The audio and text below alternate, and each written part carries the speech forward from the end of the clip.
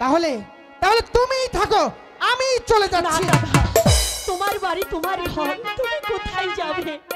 যাই যাও, এই বাড়ি ছেড়ে দাসী চিরদিনের জন্য চলে যায়। দাসী বিদায় হলো ছোকরা রে, ও ছোকরা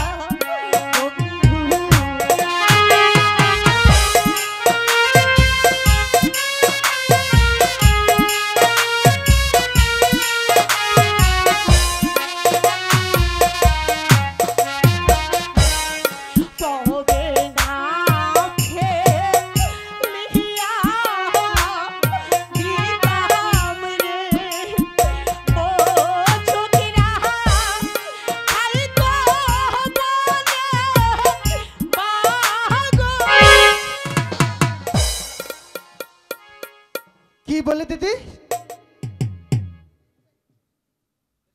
এসো দিদি।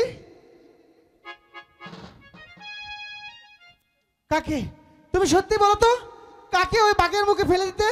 আমি জানি না, আমি জানি শুধু আমার স্বপ্নের কথা। স্বপ্নের কথা? বলো দিদি, কি সেই স্বপ্ন তোমার?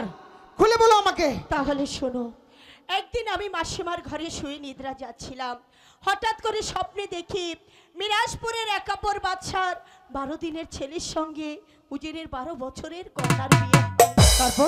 তারপর তাদের দুজনকে বাসর ঘরে দেওয়া হয়। সেই বাসর ঘর থেকে তাদের দুজনকে নির্বাসনে পাঠানো হয়। নির্বাসনে পাঠানো হয়? আমার মনে হয় ওই ছেলেটি তুমি, মাসিমা তোমাকে কুড়িয়ে পেয়েছে। হে কি বললে দিদি?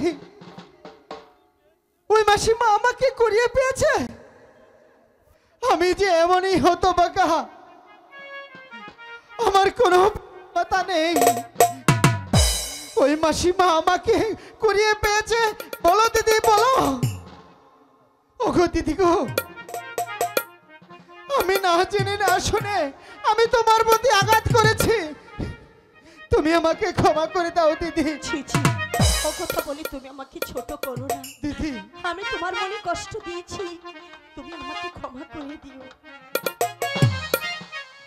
আচ্ছা দিদি, সত্যি করে বলো তো, তোমার বিবাহ হয়েছে কিনা? হায় খোদা, এখন আমি কি উত্তর দেব? তুমি বলো, কি জবাব দেব? একই দিদি, শুধু কথায় কথায় কাঁদছো কেন? তুমি কিন্তু আমার কথার জবাব দিচ্ছ না। হ্যাঁ দাদা, আমার বিয়ে হয়েছে। তাহলে আমার সেই দুলাভাই কোথায়? আর তার নামই বাবা কি? তোমার দুলাভাইয়ের নাম রামের বামে নহেশের সীতা, মহের মধ্যে হেমের শেষ। এ কি বললে? সে তো আমারই নাম। সে তোমার মিতা। আমার মিতা? তার রূপ কেমন তাই তো বলো তো। ঠিক তোমার মতো। আমার মতো? চমৎকার, আমারই নাম, আবার আমার মতোই চেহারা। আমার দুলাভাই থাকতে তোমার এত কষ্ট হচ্ছে কেন? তুমি আমাকে তার ঠিকানা দাও, আমি তাকে কান ধরে নিয়ে আসবো। এসো, তুমি যখন তোমার দুলাভাইকে আনতে যাবে, যাওয়ার আগে একটি কথা শুনে যাও। বলো, কি বলবে? বলো তো দাদা, আজ এই নিশীতে তুমি আমার কাছে কি চাও? আজ এই নিশীতে তুমি আমার কাছে যা চাইবে আমি তোমাকে দেব, শুধু তোমার জন্য, আমার জন্য নয়। বলো কি চাই? আমি যখন ওই দুলাভাইকে আনতে যাব, আমার যে টাকার প্রয়োজন, তাই আমি তোমার কাছে 10টি টাকা চাবো। দিদি, তুমি আমাকে 10টি টাকা দেবে? হাই খোদা, এখনো কি বাগানে ফুল ফুটেনি?